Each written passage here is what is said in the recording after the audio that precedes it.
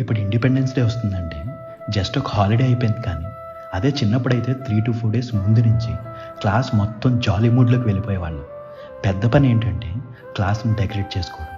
Class మొత్తం డబ్బులు పోగు చేసుకుని కలర్ కలర్ రిబ్బన్స్, ఫ్లాగ్స్తో క్లాస్ అంతా డెకరేట్ చేసేవాళ్ళం. టీచర్స్ ఎవరు కూడా క్లాసెస్కి వచ్చేవాళ్ళు కాదు. ఇలా ఒక 2 days ఫుల్ డెకరేషన్ చేసుకుంటానే ఉండేవాళ్ళం.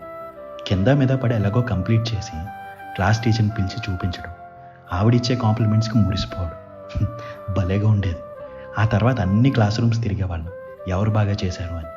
ఇంకా August 15th రోజు పొద్దున్నే లేచి వైట్ డ్రెస్ వేసుకుని షర్ట్కి మన ఫ్లాగ్ పిన్ చేసుకుని స్కూల్కి వెళ్ళేవాళ్ళం.